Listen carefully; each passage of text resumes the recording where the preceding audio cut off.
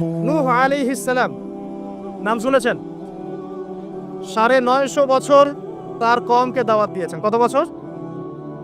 তার কওমকে এক আল্লাহর ইবাদতে দাওয়াত দিয়েছিল। তার কওমের প্রধান সমস্যা ছিল শিরক। তারা কিছু মূর্তি পূজা করত। তার নামগুলো আল্লাহ পাক সূরা নূহে বলেছেন। সূরা নূহের শেষের পৃষ্ঠার মধ্যে আছে। নূহ আলাইহিস সালামের কওমকে যখন দাওয়াত দেওয়া হচ্ছে, তারা বলতো যে লা তাযারুন্না আলিহাতাকুম ওয়া লা তাযারুন্না ওয়াদ্দা ওয়া লা সুআ ওয়া লা ইয়াগুসা ওয়া ইয়াউক ওয়া নাসরা। তোমরা তোমাদের উপাস্যদেরকে ছেড়ে দিও না। তোমরা আদ, ইয়াগুস, ইয়াউক, নাসর এই উপাসকদেরকে ছেড়ে দিও না। এই মূর্তিদেরকে ছেড়ে দিও না। মানে তারা স্ট্যাচু ওয়ার্শিপ করতো আর কি, নূহ আলাইহিস সালামের কওম। এছাড়া আরো কিছু পাপ ছিল, কিন্তু মূল পাপ ছিল তাদের শিরক, আল্লাহর সাথে শিরক করা। আল্লাহ পাক এই কওমটাকে ধ্বংস করেছেন মহাপ্লাবন দিয়ে। এমন প্লাবন যা ইতিহাসে কখনো হয়নি, এমন বন্যা যা ইতিহাসে কখনো হয়নি। প্রায় পুরো পৃথিবীর প্রায় বেশিরভাগ অংশ ওই বন্যায় ডুবে গিয়েছে।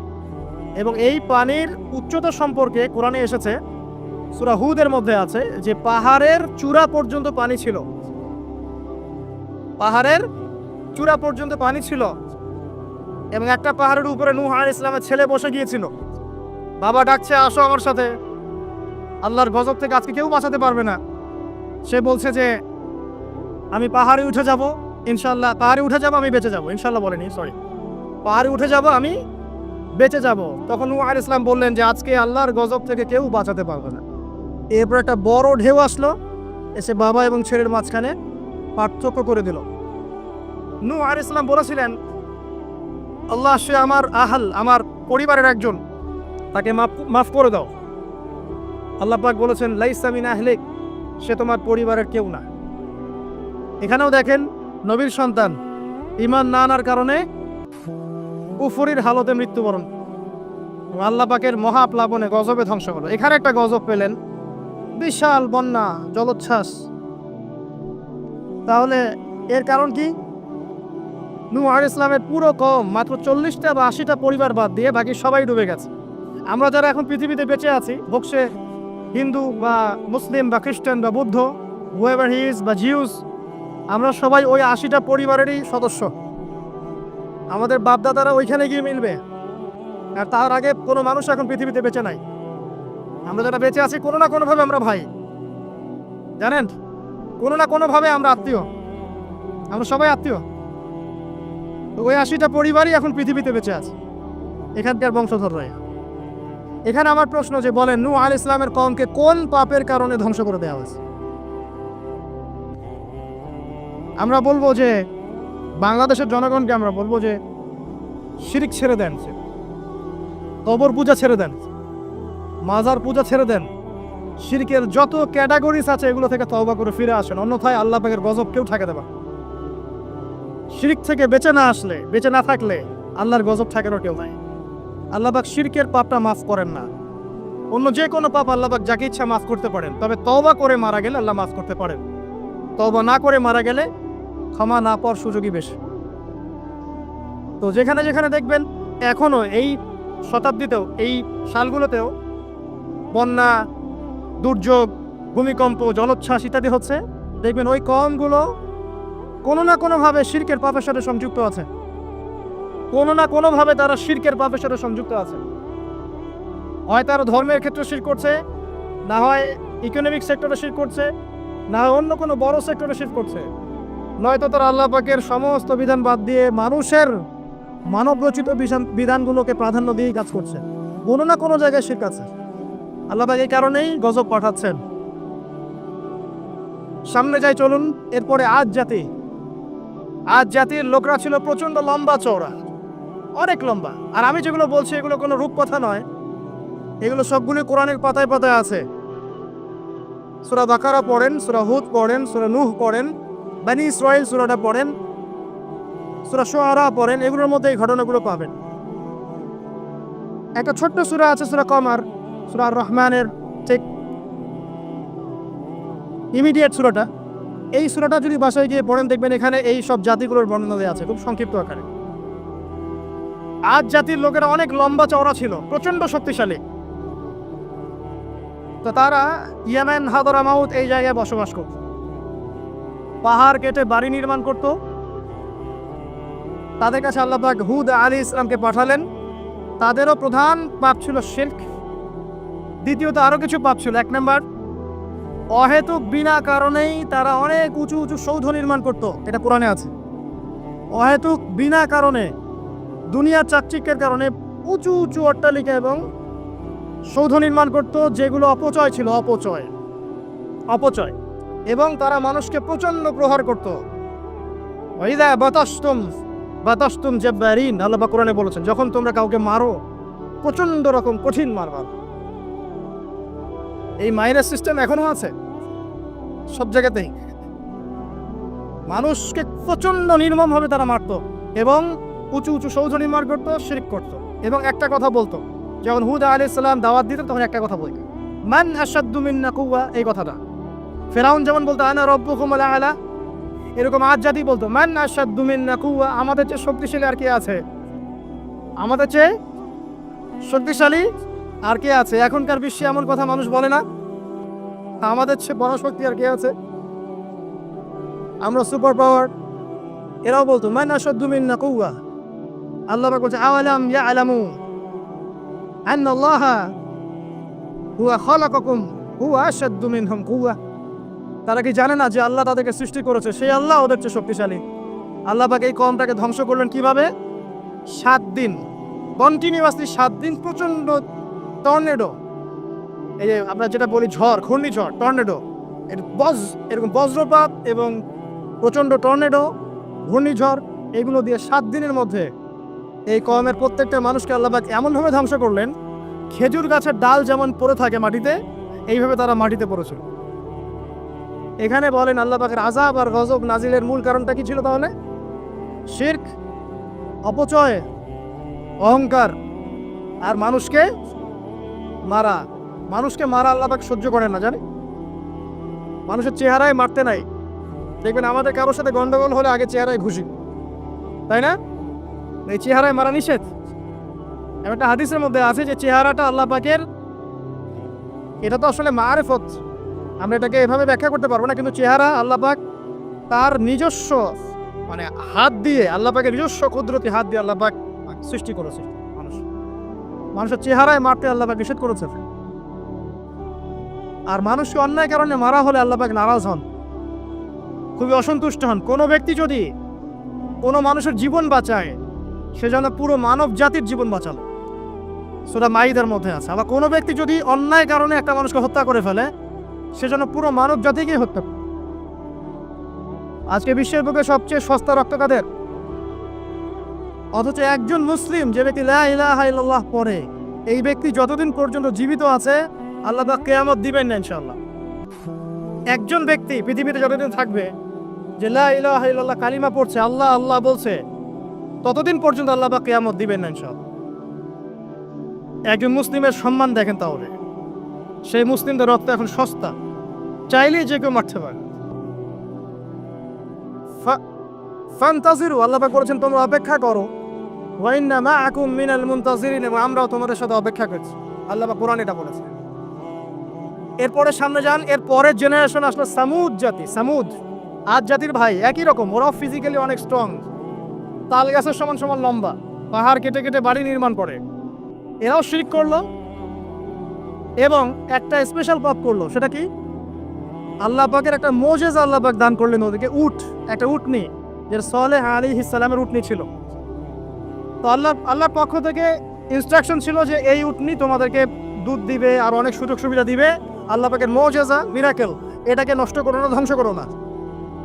তখন সালেহ আলাইহিস সালামের কওমের কয়েকজন ব্যক্তি এই উটটাকে হত্যা করলো, উটের পা কেটে ফেললো, উটটাকে হত্যা করে ফেললো। আল্লাহ পাকের নিদর্শনকে অস্বীকার করার কারণে আল্লাহ পাক এদেরকে ধ্বংস করলেন। কিভাবে? বজ্রপাত, বিজলি দিয়ে। এখন দেখেন না বজ্রপাতে বহু মানুষ মারা যাচ্ছে, এটা নতুন না, কিন্তু এই বজ্রপাতে সামুদ জাতিকে আল্লাহ পাক ধ্বংস করেছে। তাহলে এই বজ্রপাত কি প্রাকৃতিক দুর্যোগ না আল্লাহর গজব? এই যুগের মিডিয়াগুলো তখন থাকলে বলতো যে সামুদ জাতি আজকে প্রাকৃতিক দুর্যোগে ধ্বংস হয়েছে, এবং নূহ আলাইহিস সালামের কওম প্রাকৃতিক একটা বড় বন্যায় ধ্বংস হয়েছে, এবং আজ জাতি ধ্বংস হয়েছে প্রাকৃতিক ঝড়ে। তারা কখনোই বলতো না আল্লাহর পক্ষ থেকে ঝড় এসেছে, আল্লাহর পক্ষ থেকে বজ্রপাত এসেছে, আল্লাহর পক্ষ থেকে প্লাবন এসেছে, বিকজ সবকিছু হয় প্রকৃতি থেকে, এখানে আল্লাহ বলতে কিছু নাই। ও প্রকৃতিকে, তার সংজ্ঞা কি, প্রকৃতিকে নিয়ন্ত্রণ করে, এর কত প্রকার কি কি, এগুলোও শেখানো আমাদেরকে। প্রকৃতি কাকে বলে, প্রকৃতি কত প্রকার, প্রকৃতি কি কি, কে একে নিয়ন্ত্রণ করে, সূক্ষ্মভাবে শিরকি আকীদা ঢুকে দেওয়া হয়, সূক্ষ্মভাবে। যাই হোক, সামুদ জাতি ধ্বংস হলো কিভাবে? এভাবে, বজ্রপাতে। আর ইদানিং বজ্রপাত বাড়ছে, এখান থেকে আপনারা বেঁচে থাকতে হলে শিরক থেকে বেঁচে থাকেন। এরপরে চলেন সামনে যাই, আরেকটা জাতি, শুআইব আলাইহিস সালামের কওম, তার নাম কওমে মাদিয়ান। কি নাম? মাদিয়ান। আমি তো গল্প বলছি আপনাদেরকে, শুনতে কি খারাপ লাগছে? কোরআন থেকে বলছি শর্ট করে। মাদিয়ান, তো মাদিয়ান কওম, তাদের পাপ ছিল তারা নবীদের সাথে তর্ক করত। যখন শুআইব আলাইহিস সালাম সুন্দর করে নসিহত করতেন, এবং শুআইব আলাইহিস সালাম খুব সুন্দর করে কথা বলতে পারতেন, তাকে আল্লাহ পাক বাচন ভঙ্গি দিয়েছিলেন, অত্যন্ত চমৎকার করে কথা বলতে পারতেন, সাজিয়ে গুছিয়ে যুক্তি দিয়ে। তো শুআইব আলাইহিস সালামের সাথে তারা খুব তর্ক করতো, 1 নাম্বার। 2 নাম্বার, শিরক করতো তারা, এবং আর 2টা বড় পাপ ছিল। 1, তারা মাপে কম দিত। কি করতো? এই পাপটাকে চেনা যায় বাংলার মানুষ, মাপে কম দেওয়া পাপ। আচ্ছা, এই পাপে আমাদের চেয়ে এক্সপার্ট কেউ নাই মনে হয় পৃথিবীতে। আমরা এই পৃথিবীর সবচেয়ে এক্সপার্ট যারা মাপে কম দিতে পারে। মাপে কম দেওয়া নিয়ে কিছু হাদিস আমি নিয়ে এসেছি, আপনাদেরকে শোনাবো ইনশাল্লাহ পর। তো মাপে কম দিত, এবং একটা কাজ করতো, মানুষের সম্পদ অন্যায়ভাবে আত্মসাৎ করত। এই পাপটা চেনা যায়? দাড়ি টুপি আনা মানুষদের কি এই পাপটা চেনা যায়? মানুষের সম্পদ অন্যায়ভাবে আত্মসাৎ করা। অনেক ক্ষেত্রে আমরাও এখানে জড়িত হয়ে গেছি না? আল্লাহ মাফ করুক। তো মানুষের সম্পদ অন্যায়ভাবে তারা আত্মসাৎ করত। এই আয়াতটা 8 বার কোরআনে আছে, তারা মানুষের সম্পদ অন্যায়ভাবে আত্মসাৎ করত। আল্লাহ পাক এই কওমটাকে ধ্বংস করলেন কিভাবে? সবাইকে একটা জায়গায় সমবেত করলেন। প্রথমে বৃষ্টি হচ্ছে না, খুব খরা, বৃষ্টি হয় না, খরা। এরপরে হঠাৎ আকাশে মেঘ দেখা গেল, সুন্দর মেঘ, মনে হচ্ছে শীতল বাতাস প্রবাহিত হচ্ছে, বৃষ্টি হবে। সবাই একটা মাঠে সমবেত হলো। হওয়ার পরে আল্লাহ পাক 1 মুহূর্তের মধ্যে ভূমিকম্প দিয়ে এটাকে ধ্বংস করবে। মনে রাখবেন, পৃথিবীতে সর্বপ্রথম যে কওমকে আল্লাহ পাক ভূমিকম্প দিয়ে ধ্বংস করেছেন, তার নাম এই শুআইব আলাইহিস সালামের কওম, কওমে মাদিয়ান। কি নাম? কওমে মাদিয়ান। অতএব আপনারাও মাপে কম দিতে থাকেন, আর মানুষের সম্পদ অন্যায়ভাবে আত্মসাৎ করতে থাকেন, আর ভূমিকম্পের অপেক্ষা করতে থাকেন। যদি ভূমিকম্প নাজিল হয় আল্লাহর পক্ষ থেকে, তাহলে মনে রাখবেন এর পিছনে 2টা পাপ দায়ী মূলত। 1, পাপে কম দেওয়া, আর 2, মানুষের সম্পদ অন্যায়ভাবে আত্মসাৎ করা। এরপরে সামনে যান, লুত, কওমে লুত, লুত আলাইহিস সালামের কওম। এটা পৃথিবীর সবচেয়ে অ্যামেজিং কওম, বিস্ময়কর। মানে এমন এক পাপ করেছে যে পাপ বিশ্বের কোনো মানুষ করে না। উম্মতে মুহাম্মাদের কিছু মানুষ এই পাপ করছে। আবার বলছি, লূত আলাইহিস সালাম এর কওম এমন পাপ করেছিল যেই পাপ এই বিশ্বে, মহাবিশ্বে কেউ কখনো করে নাই। কিন্তু উম্মতে মুহাম্মাদের কিছু মানুষ এই পাপ করছে এবং করবে, এটা আমাদের নবীজি ভবিষ্যৎবাণী করে গেছে। সেটা হলো শিরকের সাথে সমকামিতা। সমকামিতা কি বোঝেন? ছেলে ছেলের সাথে যৌন সম্পর্ক স্থাপন করছে, নাউযুবিল্লাহ, এবং মেয়ে মেয়ের সাথে যৌন সম্পর্ক স্থাপন করছে, নাউযুবিল্লাহ। ইদানিং ছেলে ছেলে ব্যাপারটা কমছে, মেয়ে মেয়েটা বাড়ছে। দেখবেন মেয়ে মেয়ে এখন যৌন সম্পর্ক স্থাপন করছে। কিভাবে আমরা জানি না, এটা বুঝেও আসে না যে কিভাবে এটা পসিবল। আল্লাহ রাব্বুল আলামিন এদেরকে ধ্বংস করলেন এমন ভাবে, এটা অ্যামেজিং। আল্লাহ পাক 2জন ফেরেশতাকে পাঠালেন, একজনের নাম জিবরাইল আর একজন মিকাইল। তারা 2জন ছোট ছোট বালকের বেশে, একটু ইয়াং মানুষের বেশে লূত আলাইহিস সালামের বাসায় গেলেন, এবং এলাকার লোকজন খবর পেল যে নতুন 2জন মেহমান এসেছে, কওমের মধ্যে নতুন 2টা মেহমান এসেছে। তারা গিয়ে লূত আলাইহিস সালামকে বলছে, তোমার মেহমানদেরকে আমাদেরকে দাও। লূত আলাইহিস সালাম বলছেন, আমার মেয়েরা আছে, চাইলে আমার মেয়েদেরকে বিয়ে করে নাও। দেখেন একজন নবী কত দরদি হলে এই কথাটা বলতে পারে না উম্মার জন্য। তোমরা এই পাপ কাজ ছেড়ে দাও, আমার মেয়েরা পড়ে আছে, চাইলে আমার মেয়েদেরকে বিয়ে করে নাও। আর এই কম বলছে যে তুমি খুব ভালো করেই জানো লূত আমরা কি চাচ্ছি। কথা কি বুঝতে পারছেন? তখন তিনি বলছেন, আলাইসা মিনকুম রাজুলুন রশিদ, সূরা হুদ পড়ে দেখেন, তোমাদের মধ্যে কি একটাও ভালো মানুষ বাকি নাই? তখন এরা বলছে, তুমি লূত নিজেকে খুব পবিত্র মনে করো? লূত আলাইহিস সালাম সমকামিতায় বিশ্বাসী না, তার পরিবার বিশ্বাসী না, এই কারণে তার পরিবারকে ক্রিটিসাইজ করা হচ্ছে, তুমি কি খুব বেশি পবিত্র মনে করছো আমাদের চাইতে? তাহলে এই কম থেকে তোমরা বের হয়ে যাও। সমকামী কম এরকম জবাব দিল। আর তো আল্লাহ পাক কি করলেন, ওই দুই ফেরেশতা জিবরাইল এবং মিকাইল আলাইহিস সালাম, তাদের পাখা ছিল, ফেরেশতাদের পাখা থাকে, আর জিবরাইল আলাইহিস সালামের প্রায় 600টা পাখা আছে। কয়টা? 600 পাখা। তো এই দুটো পাখা দিয়ে তিনি ওই কওমে লূতকে উঠালেন, মাটির থেকে এভাবে তুলে আসমানে উঠালেন। আসমানে ওঠানোর পরে আল্লাহ পাক উপর থেকে পাথরের বৃষ্টি বর্ষণ করলেন, রজম পাথরের বৃষ্টি বর্ষণ করলেন। এবার এটাকে উল্টে তিনি এভাবে দাফন করে দিলেন। এটা এখন জর্ডানের ডেড সি, মৃত সাগর, এখানে এই কমটা ছিল। জর্ডান ডেড সি, মৃত সাগর, এখানে এই কমটা ছিল। এখানে দেখেন আল্লাহ পাকের আযাব আর গজব নাজিলের মূল কারণটা কি হলো? শিরক, সীমালঙ্ঘন এবং সমকামিতা, যেটা এখন আমরা মানে ব্যক্তি স্বাধীনতা মনে করি। আবার সমকামিতা এখন ব্যক্তি স্বাধীনতা, বাক স্বাধীনতা। একজন মানুষ চাইলেই একটা মেয়ের সাথে সম্পর্ক করতেই পারে, একটা ছেলে চাইলেই সম্পর্ক করতেই পারে।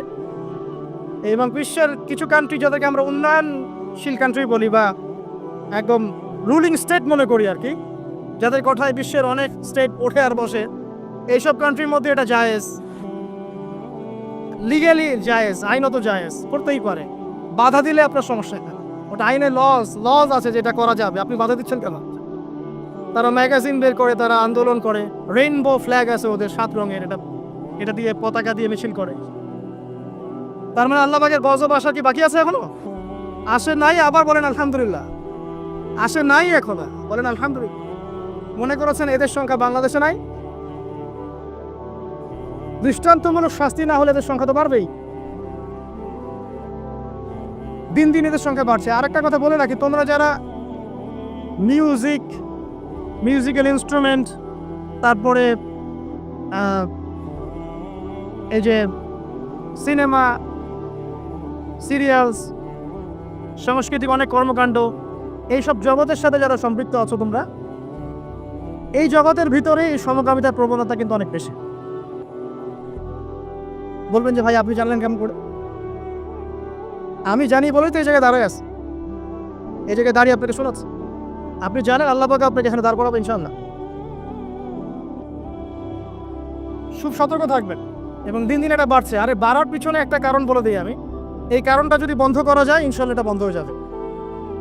নৈতিকতার সাথে এই কারণটা যদি বাস্তবায়ন করা যায় ইনশাআল্লাহ বন্ধ হবে। সেটা হলো পর্নোগ্রাফি বন্ধ করে ফেলতে পারলেই ইনশাআল্লাহ তাআলা দেখবেন যে এই মহামারীগুলো কমে যাবে। একটা বিষয় মানুষ জানে না, সেটা করবে কিভাবে? আর যখন জানানো হচ্ছে যে এটা আসলে করা যায়, এটাও এমন, তখন তো মানুষ জানবে ও এটাও আছে, এটাও তাহলে করা যায়। যাই হোক, যারা বুদ্ধিমান তাদের জন্য ঈশ্বর যথেষ্ট। পর্নোগ্রাফি যদি বন্ধ করতে পারি আমরা ব্যক্তিগতভাবে, অ্যাসোসিয়েশন ওয়াইজ বা রাষ্ট্রীয়ভাবে, এবং এটা করাটা উচিত, এটা করা খুবই উচিত।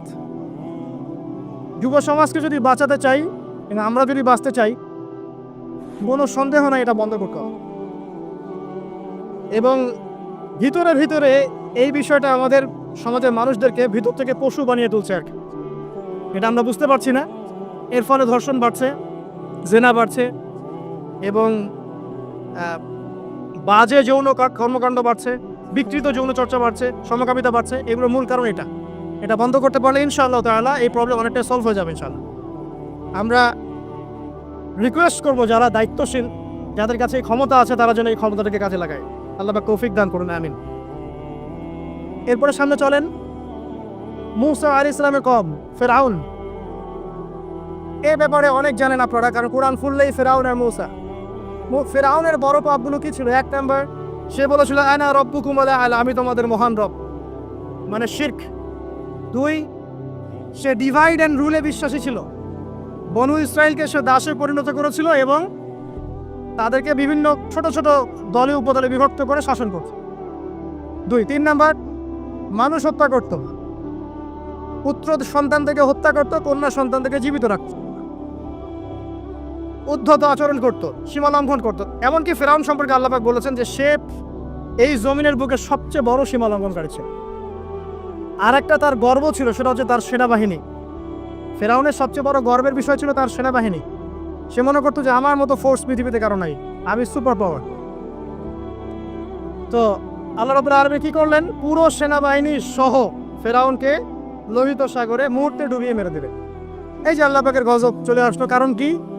শিরক, সীমালঙ্ঘন করা, মানুষের উপর অত্যাচার করা। আরো সামনে আসেন ঈসা ইবনে মারইয়াম, তার কওমের কি সমস্যা? তার কওমের কিছু মানুষ তাকে হত্যা করার চেষ্টা করেছিল। আমাদের মধ্যে এক শ্রেণীর মুসলিম আছে যারা মুসলিম, নামধারী মুসলিম আছে যারা বিশ্বাস করে ঈসা ইবনে মারইয়াম মারা গেছেন, আল্লাহ পাক তাকে উঠিয়ে নেননি। এটা কি জানেন? আমাদের মধ্যে নামধারী এক শ্রেণীর মুসলিম আছে যারা বিশ্বাস করে ঈসা ইবনে মারইয়ামকে আল্লাহ পাক মৃত্যু দিয়ে দিয়েছেন, তিনি জীবিত নন, তিনি ফিরে আসবেন। অথচ আল্লাহ পাক বলেছেন ওয়া মা কাতালুহু ওয়া মা সালাবুহু, ঈসা ইবনে মারইয়ামকে তারা হত্যাও করে নাই, তাকে ক্রুশবিদ্ধ করতে পারে নাই। বাল রাফাআহু আল্লাহু ইলাইহি, বরং আল্লাহ পাক তাকে তার কাছে উঠিয়ে নিয়েছে। এবং তিনি শেষ জামানে আসবেন, ইনশাআল্লাহ তিনি জেরুজালেম থেকে সারা বিশ্ব শাসন করবেন। এবং শেষ জামানায় তিনি না আসা পর্যন্ত কিয়ামত হচ্ছে না। তো এবার আসেন এই উম্মতকে আল্লাহ পাক কি গজব দিলেন? এই গজবটা আপনি পাবেন সূরা মাইদার মধ্যে। আল্লাহ পাক এই উম্মতের মধ্যে এমন একটা গজব দিয়েছেন যে এই উম্মতের ঈসা ইবনে মারইয়ামের উম্মত যারা নাসারা, তাদের মধ্যে আল্লাহ পাক শত্রুতার বীজ বপন করে দিয়েছে। এরা এক দল আরেক দলের সাথে কিয়ামত পর্যন্ত লড়াই করতে থাকবে। এই কথাটা জানতেন? কিয়ামত পর্যন্ত ঈসা ইবনে মারইয়ামের কওম নাসারা যারা আছে, এখনকার খ্রিস্টান পশ্চিমা সভ্যতা, এরা একে অপরের বিরুদ্ধে লড়াই করতেই থাকবে। প্রথম বিশ্বযুদ্ধের ইতিহাস দেখেন, ওরাই লড়াই করছে। সেকেন্ড ওয়ার্ল্ড ওয়ার ইতিহাস দেখেন, ওরাই লড়াই করছে। এখনকার দেখেন রাশিয়া ইউক্রেন, ওরাই লড়াই করছে। ওরা কিয়ামত পর্যন্ত একে অপরের সাথে লড়াই করতে থাকবে। আল্লাহ পাক তাদের একে অপরের বিরুদ্ধে এই যে লড়াই, শত্রুতার বীজটা আল্লাহ পাক বপন করে দিয়েছে। সূরা মাইদা পড়লে আপনি দেখবেন আল্লাহ পাক বলছেন যে যখন তারা যুদ্ধের আগুন নিভিয়ে ফেলতে চাইবে, আমি সেটা আবার জ্বালিয়ে দিব। সুবহানাল্লাহ। কারণ ওদের হাতেই এই জামানায় বেশিরভাগ মানুষ মুসলিমের রক্ত ঝরেছে। আল্লাহ পাকের আযাব এটা, আর এই আযাব আল্লাহর পক্ষ থেকে এসেছে।